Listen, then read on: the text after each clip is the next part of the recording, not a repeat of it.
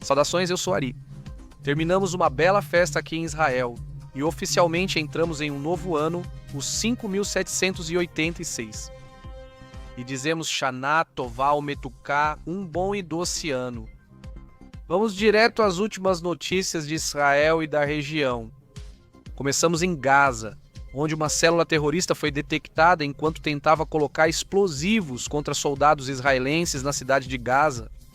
Após o acompanhamento com drones, ela foi atingida pela Força Aérea e eliminada. Isso faz parte da estratégia da CFDI de não dar trégua ao grupo terrorista, agindo antes que eles possam atacar. O exército também divulgou imagens aéreas mostrando como terroristas disparavam do hospital de Shifa. Mais uma vez, o Hamas utiliza um hospital em pleno funcionamento como base de operações. Isso não só viola todas as normas de guerra, como também coloca em risco pacientes, médicos e toda a equipe que trabalha lá. No final, o Hamas transforma cada espaço civil em um escudo humano, e faz isso infelizmente. Enquanto isso, a ofensiva terrestre continua junto com os bombardeios. O Ministério da Saúde, controlado pelo Hamas, fala em 38 mortos e 90 feridos nas últimas 24 horas, mas essa guerra também se mede em deslocados. Já são cerca de 700 mil habitantes de Gaza que saíram da cidade em direção ao sul, deixando aproximadamente 300 mil que ainda permanecem na cidade de Gaza. E muitos deles se recusam a ir porque são mais fiéis ao grupo Hamas, e outros, tantos, porque o Hamas não deixa que eles saiam, já que, no final das contas, os transforma em escudos humanos. É uma garantia que o Hamas tem para que as tropas israelenses não possam avançar como está planejado, ou pelo menos dificultar o caminho. Uma mulher de Gaza relatou que não quer se mover para o sul porque a situação lá é caótica e teme que entre os deslocados estejam escondidos terroristas. Ou seja, eles mesmos têm medo de serem prejudicados pelos próprios terroristas. O desejo dela é chegar até Jericó, na Judéia, o que é conhecido como Cisjordânia, onde vive a família dela. E esse detalhe nos lembra que as pessoas comuns ficam presas no fogo cruzado e nos cálculos políticos. Veículos blindados israelenses já circulam em bairros importantes como o Hotel Awá e o campo de refugiados de Chat, até mesmo ao redor do hospital de Shifa. Também houve relatos de tanques perto de uma antiga sede do Crescente Vermelho e em frente ao Hospital Fordano. E, paralelamente, Israel continua enviando milhares de mensagens de texto, ligações e distribuindo panfletos que caem do céu, pedindo para a população civil evacuar. E nesses panfletos estão as instruções exatas, mas, mesmo assim, muitos não fazem isso por medo, por incredulidade ou simplesmente porque nunca lhes é permitido.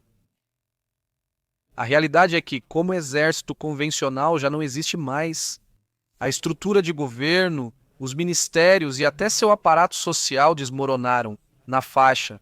O que resta é uma resistência irregular que ainda busca causar danos. Mas a queda da cidade de Gaza teria um enorme valor simbólico nesta guerra. Seria a imagem da vitória que Israel persegue desde 7 de outubro de 2023. No entanto, embora líderes do Hamas no exterior continuam a salvo após a tentativa fracassada de eliminação por parte de Israel. Enquanto eles estiverem vivos, o conflito não vai acabar.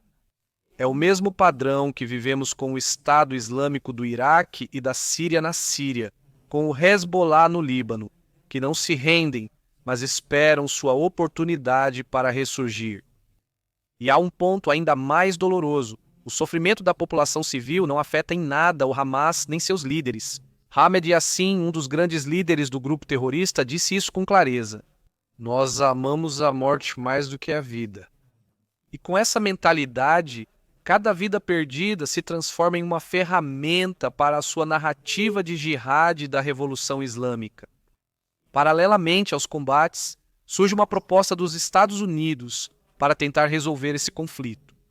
Donald Trump apresentou um plano que prevê cessar-fogo de 20 dias e depois a devolução de parte dos 48 reféns que ainda estão nas mãos do Hamas, entendendo que metade deles ainda está viva. O plano propõe a criação de uma administração árabe temporária em Gaza, formada por nações muçulmanas e com a condição de deixar completamente o Hamas de fora. Esse plano foi discutido agora mesmo em Nova York, no âmbito da Assembleia Geral das Nações Unidas. Trump se reuniu com os líderes dos Emirados Árabes, do Catar, da Arábia Saudita, do Egito, da Jordânia, da Turquia, da Indonésia e do Paquistão. Segundo a mídia dos Emirados, nessa reunião houve consenso em 2 pontos-chave: libertar todos os reféns e atender à crise humanitária que atinge o Hamas. Trump, inclusive, prometeu que, sob sua proposta, não permitiria que Israel anexasse Judéia e Samaria ou a Cisjordânia. Um gesto destinado, do ponto de vista político de Washington, a tranquilizar os líderes árabes e também a autoridade palestina.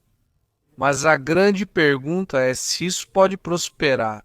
As tréguas temporárias demonstraram ser muito frágeis no final das contas. E a ideia de um governo palestino sem a infiltração do Hamas soa mais como um desejo do que como uma realidade imediata.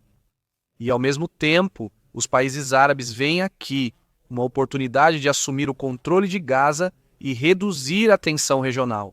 Algo que poderia, portanto, no final, beneficiar a todos, exceto, é claro, o Hamas, que sob essa ótica, na verdade, seria muito difícil que aceitasse essa proposta. Em definitivo, a proposta está sobre a mesa, mas a decisão final vai depender se Israel e o Hamas estão dispostos a seguir nessa direção. Bem, e agora vamos ao sul do país, aqui em Israel, exatamente em Eilat, onde foi registrado um grave episódio hoje. Um drone lançado do Iêmen conseguiu atravessar as defesas e explodiu perto do shopping Mall Hayyan, bem na área turística mais movimentada da cidade. Resultado: cerca de 20 feridos, 5 atingidos por estilhaços. 2 pessoas estão em estado grave e o restante teve crises de ansiedade ou lesões leves. Todos foram para o hospital e aceitar que ficou à beira da superlotação, depois do evento. O que mais preocupa é o que aconteceu com a cúpula de ferro, pois simplesmente falhou.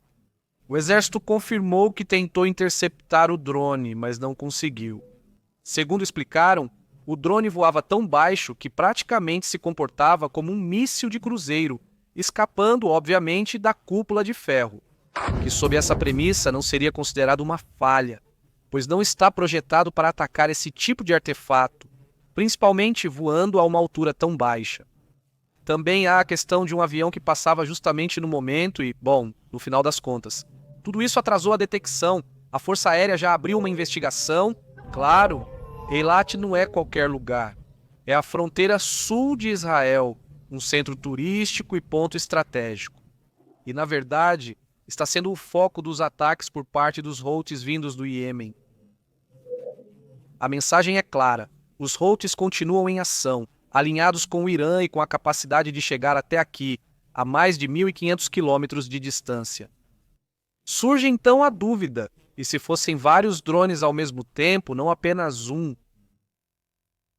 O ministro da Defesa, Israel Katz, entre outras coisas, disse que, ao que parece, os Houthis não aprenderam com o que aconteceu com o Irã, com o que aconteceu com o Hamas, com o que aconteceu com o Hezbollah no Líbano, e então será preciso fazê-los entender pela força. E reforçando o que sempre diz, que qualquer ataque a Israel será respondido com 7 vezes mais intensidade. A realidade é que a guerra já não se limita a Gaza nem ao norte, com o Hezbollah ela já se tornou muito regional. Eilat nos lembrou disso hoje da pior forma. E justamente em uma época muito festiva, onde há muita movimentação de pessoas e onde as famílias se reúnem e tudo mais em diferentes pontos de Israel. Bem, agora vamos para Nova York, onde está acontecendo a Assembleia Geral da Organização das Nações Unidas, que se tornou uma nova frente, mas dessa vez no campo diplomático. Lá, toda essa força vem sendo impulsionada pela França e pela Arábia Saudita, o que resultou em mais 9 países reconhecendo o Estado palestino. Com isso, já são 153 nações que aderiram a esse reconhecimento. É importante destacar e esclarecer que isso não significa que, então, amanhã ou no próximo mês, será dado ou entregue um Estado à Palestina. Então isso está dentro do plano puramente simbólico. E o que fica claro é que Israel está cada vez mais isolado no cenário internacional. O mais surpreendente foi que não envolveu só países árabes ou não alinhados. Como no passado, desta vez foram democracias ocidentais, como bem o que já sabíamos, França, Reino Unido, Canadá, Austrália, Espanha, que lideraram todo esse movimento e todo esse impulso contra Israel. E para Israel, essa virada é um golpe forte, porque demonstra que até mesmo seus aliados históricos começam a se distanciar. As imagens de Macron recebendo aplausos ao lado do enviado palestino foram uma humilhação diplomática para Jerusalém, principalmente porque Israel não apresentou uma alternativa clara para o futuro da região. Alemanha, Itália, Hungria, República Tcheca e Argentina se abstiveram do reconhecimento. Mas o clima, então, parece se inclinar cada vez mais contra Israel. A França, inclusive, já fala de uma segunda onda de reconhecimentos e, desta vez, vinda da Ásia. Entre as reações, o rei Felipe da Espanha usou seu discurso para exigir que Israel pare o que ele chamou de massacre aberrante em Gaza. E da Colômbia, muito lamentável, o presidente Petro foi ainda mais longe. Ele pediu que a Organização das Nações Unidas forme uma coalizão internacional. Ouvi direito, disposta a enviar exércitos para Israel, dizendo que já não são necessárias palavras, mas sim que é o momento de escolher entre a liberdade ou a morte. É muito lamentável e vergonhoso para os colombianos o que está acontecendo com o líder deste país. Belo país. A resposta de Netanyahu foi contundente a toda essa situação. Não haverá um Estado palestino.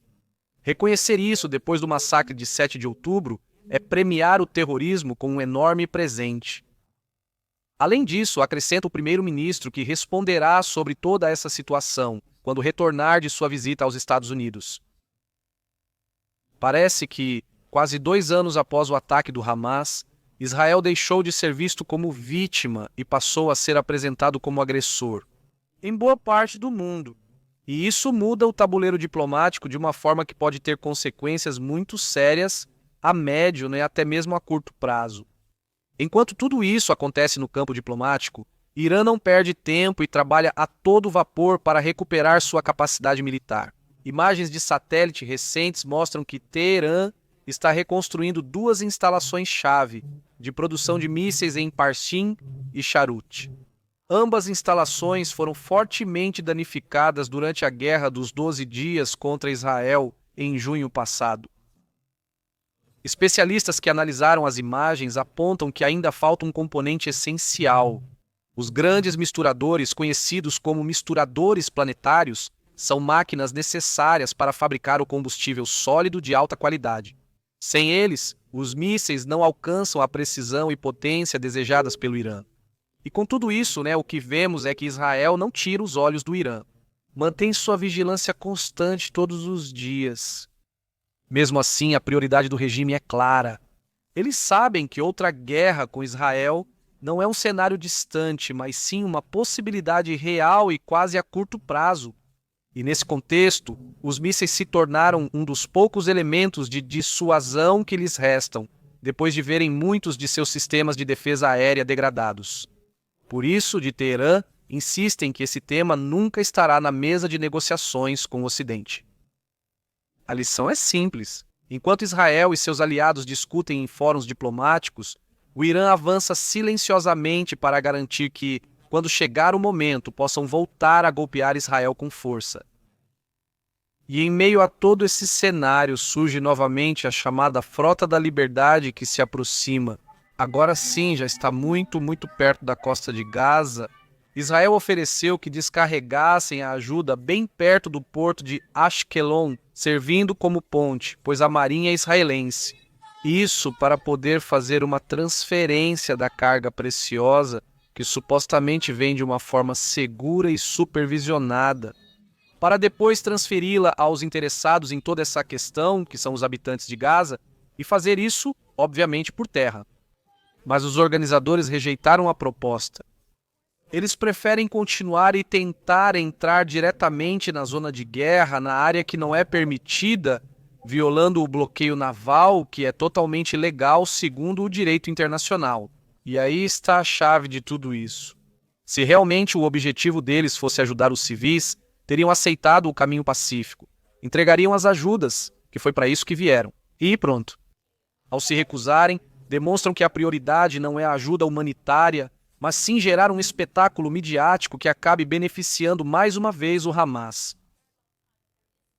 Além disso, o vínculo entre essa flotilha e o Hamas é impossível de ignorar com todas as informações que estão começando a vazar. Seu suposto líder da flotilha, Saer Birawi, um personagem que, de acordo com as informações que vieram à tona e que foram reveladas nos últimos dias, está ligado à Irmandade Muçulmana na Europa e foi fotografado repetidas vezes ao lado de Ismail Haniyeh, um dos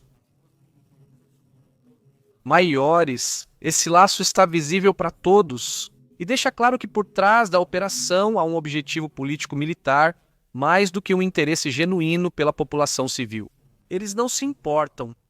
A pergunta é, o que vai acontecer quando essa frota se encontrar com a marinha israelense? Porque é inevitável que isso aconteça.